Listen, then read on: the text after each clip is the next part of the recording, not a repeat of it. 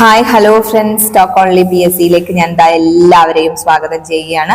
ഇന്ന് നമ്മൾ current affair ആണ് കേട്ടോ ഡിസ്കസ് ചെയ്യാൻ പോകുന്നത്. അതോടൊപ്പം തന്നെ ഞാൻ ആദ്യം ഒരു കാര്യം പറയട്ടെ, എൻ്റെ ചാനല് 1K സബ്സ്ക്രൈബേഴ്സ് ആയിട്ടുണ്ട്. അതായത് 1000 സബ്സ്ക്രൈബർ എന്നുള്ള ആ ഒരു വലിയൊരു അച്ചീവ്മെന്റ് കിട്ടിയിട്ടുണ്ട്. അപ്പൊ ആ സന്തോഷം എനിക്ക് ഏറ്റവും കൂടുതൽ അല്ലെങ്കിൽ പറയാനുള്ളത് നിങ്ങളോട് തന്നെയാണ്. നിങ്ങൾ തന്നെയല്ലേ എന്നെ 1000 സബ്സ്ക്രിപ്ഷനിൽ എത്തിച്ചതല്ലേ. ഇതിൽ ഓരോ ആളുകളോടും എനിക്ക് എടുത്തെടുത്ത് നന്ദി പറയാൻ തോന്നുന്നുണ്ട്. കാരണം ഇത് എത്ര വലിയ അച്ചീവ്മെന്റ് ആണെന്ന് എനിക്ക് ചിന്തിക്കാൻ പോലും പറ്റുന്നില്ല. കാരണം നമ്മൾ ഇങ്ങനെ ഒരു ചാനൽ സ്റ്റാർട്ട് ചെയ്യുമ്പോൾ ഒരു സബ്സ്ക്രൈബർ വരുമ്പോൾ തന്നെ ഒരുപാട് സന്തോഷമായിരുന്നു. അതിപ്പോ 1K നിൽക്കുമ്പോൾ നമ്മളെ ഈശ്വരൻ അനുഗ്രഹിച്ചതായിട്ട് തോന്നുന്നു. അപ്പൊ ഞാൻ പറയുന്നില്ലേ, നമ്മൾ എടുക്കുന്ന ഓരോ എഫേർട്ടിനും ദൈവത്തിന്റെ ഒരു കയ്യൊപ്പ് എന്ന് പറയുന്ന സാധനം ഉണ്ടല്ലോ, അത് ഉണ്ടാവും. അത് നമ്മൾ കുറച്ച് ടൈം വെയിറ്റ് ചെയ്യേണ്ടി വരും. 1K ആവാൻ വേണ്ടിയിട്ട് നമ്മൾ എടുക്കുന്ന, അതായത് 1K ആവാന്ന് പറഞ്ഞാൽ നിങ്ങൾ ആലോചിച്ച് നോക്കൂ, നമ്മളെ 1000 പേര് നമ്മളെ സപ്പോർട്ട് ചെയ്യാന്ന് പറഞ്ഞാൽ എത്ര വലിയ കാര്യമാണല്ലേ. അപ്പൊ അങ്ങനത്തെ ഒരു അച്ചീവ്മെന്റ് എനിക്ക് കിട്ടി. അപ്പൊ അതുപോലെ തന്നെ ഓരോ കാര്യത്തിലും നമ്മൾ ആഗ്രഹിച്ച് അതിനു വേണ്ടി നമ്മൾ പ്രവർത്തിക്കുമ്പോൾ നമുക്ക് അച്ചീവ്മെന്റ്സുകൾ ഉണ്ടാവും. അത് സെക്രട്ടേറിയറ്റ് അസിസ്റ്റന്റിന് വേണ്ടി നിങ്ങൾ പഠിക്കുകയാണെങ്കിലും ഒക്കെ അങ്ങനെ തന്നെയാണ്. നമ്മൾ ഏതിലാണോ കൂടുതലായിട്ട് ഫോക്കസ് ചെയ്യുന്നത് അതിൽ നമുക്ക് സക്സസ് ആവാൻ പറ്റും. നമ്മുടെ ചുറ്റിലുള്ള സക്സസ് ആയ ആളുകളെ നിങ്ങൾ നോക്കുക, അതായത് ഗവൺമെന്റ് സർവീസിൽ കയറിയിട്ടുള്ള ആളുകളെ. അപ്പൊ നമുക്ക് ഒരു മോട്ടിവേഷൻ ഉള്ളെന്ന് വരും.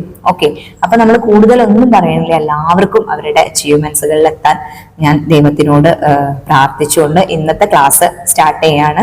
ഇന്ന് കറണ്ട് അഫെയറിന്റെ ഒരു ഭാഗം ഞാൻ സ്റ്റാർട്ട് ചെയ്യാൻ പോവാണ്. അതായത് സെക്രട്ടേറിയറ്റ് അസിസ്റ്റന്റിനെ ഫോക്കസ് ചെയ്തുകൊണ്ടുള്ള കറണ്ട് അഫെയറിന്റെ ഭാഗങ്ങളാണ്. അപ്പൊ നമ്മൾ 2024 ജാനുവരി മുതലാണ് കറണ്ട് അഫെയർ സ്റ്റാർട്ട് ചെയ്യുന്നത്. എന്തായാലും അത് മുതൽ നമ്മൾ പഠിച്ചു പോകണം. അതിന്റെ മുന്നത്തെയും കൂടി വേണം. പക്ഷെ 2024 ജനുവരി മുതലുള്ളത് ഇപ്പൊ നമ്മൾ പ്രസന്റ്ലി നന്നായിട്ട് ഫോക്കസ് ചെയ്ത് പഠിക്കണം. ഓക്കെ, അപ്പൊ നമ്മൾ ആദ്യം പഠിക്കാൻ പോകുന്ന പോയിന്റ് നോക്കുക കേട്ടാ.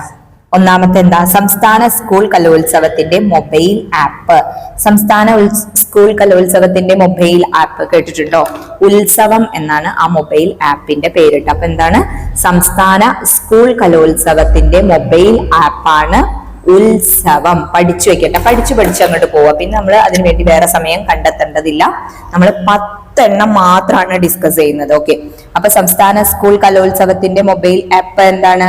ഉത്സവം. നെക്സ്റ്റ്, കേരളത്തിലെ ആദ്യ ദീപാലങ്കൃത പാലം. ആദ്യത്തെയാണ് കേട്ടോ. കേരളത്തിലെ ആദ്യ ദീപാലങ്കൃത പാലം ഏതാണ്? ഫറൂഖ് പാലമാണ്. ഫറൂഖ് പാലം എവിടെയാണ് സ്ഥിതി ചെയ്യുന്നത് എല്ലാവർക്കും അറിയുന്നുണ്ടാവും, കോഴിക്കോടാണ്. അതും കൂടി പഠിച്ചു വെക്കുക.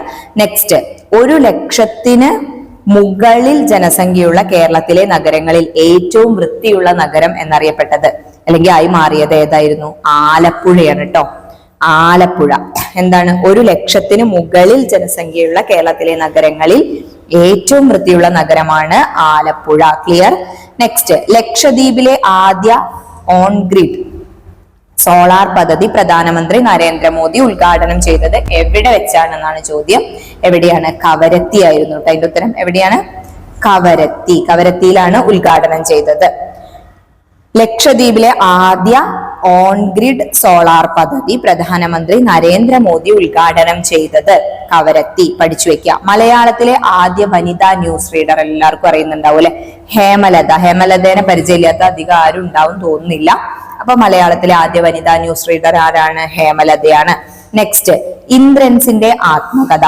ആളുടെ പേരുമായി റിലേറ്റ് ചെയ്ത ഒരു ആത്മകഥയുടെ പേര് തന്നെയാണ് ഇന്ദ്രധനുസ്. ഓക്കെ, അപ്പൊ ഇന്ദ്രൻസിന്റെ ആത്മകഥയുടെ പേരെന്താണ്? ഇന്ദ്രധനുസ്. ഓക്കെ, നെക്സ്റ്റ്, അദൃശ്യ നദി. എന്താണ്? അദൃശ്യ നദി എന്ന പുസ്തകത്തിന്റെ രചയിതാവ് ഓക്കെ T.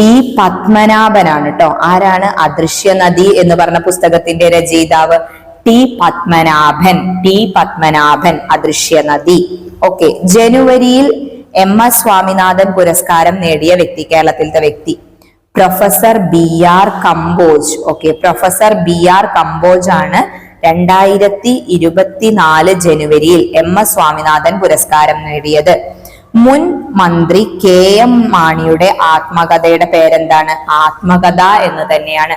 അപ്പൊ ഇവിടെ നിങ്ങൾ പഠിച്ചു വെക്കേണ്ടത് ഒരുപാട് ആളുകൾക്ക് ഒരുപാട് പേര് എഴുതിയ ആത്മകഥയുടെ പേര് എന്ത് തന്നെയാണ്? ആത്മകഥ എന്നാണ്. അപ്പൊ അതിന്റെ ഒരു ലിസ്റ്റ് ഉണ്ടാക്കാൻ നോക്കുക കേട്ടോ. ഇവിടെ മുൻ മന്ത്രിയായിരുന്ന KM മാണിയുടെ ആത്മകഥയുടെ പേരും എന്ത് തന്നെയാണ്? ആത്മകഥ എന്നാണ്. ലോക ബാങ്ക് സഹായത്തോടെ കേരളം നടപ്പാക്കുന്ന കാർഷിക മേഖല പുനരുജ്ജീവന പദ്ധതിയുടെ പേരെന്താ? കേര. എന്താണ്? ലോക ബാങ്ക് സഹായത്തോടെ കേരളം നടപ്പാക്കുന്ന കാർഷിക മേഖല പുനരുജ്ജീവന പദ്ധതി കേര. അപ്പൊ നമ്മൾ 10 കറണ്ട് അഫയർ മാത്രമാണ് പഠിച്ചത്. ഒന്നും കൂടി പറയാം. സംസ്ഥാന സ്കൂൾ കലോത്സവത്തിന്റെ മൊബൈൽ ആപ്പ് ഉത്സവം. ക്ലിയർ. കേരളത്തിലെ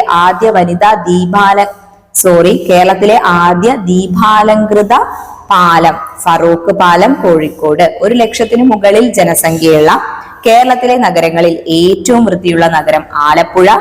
ലക്ഷദ്വീപിലെ ആദ്യ ഓൺ ഗ്രിഡ് സോളാർ പദ്ധതി പ്രധാനമന്ത്രി നരേന്ദ്രമോദി ഉദ്ഘാടനം ചെയ്തത് കവരത്തിയിൽ വെച്ച്. മലയാളത്തിലെ ആദ്യ വനിത ന്യൂസ് റീഡർ ഹേമലത. ഇന്ദ്രൻസിന്റെ ആത്മകഥ ഇന്ദ്രധനുസ്. അദൃശ്യ നദി എന്ന പുസ്തകത്തിന്റെ രചയിതാവ് ടി പത്മനാഭൻ. 2024 ജനുവരിയിലെ MS സ്വാമിനാഥൻ പുരസ്കാരം നേടിയ വ്യക്തി പ്രൊഫസർ BR കമ്പോജ്. മുൻ മന്ത്രിയായിരുന്ന KM മാണിയുടെ ആത്മകഥയുടെ പേരെന്താണ്? ആത്മകഥ എന്ന് തന്നെയാണ്.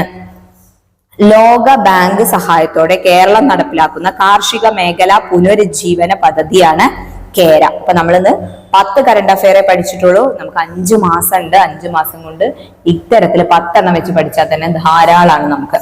അപ്പൊ അതുകൊണ്ട് എല്ലാവരും 10 പഠിക്കുക. Okay, thank you.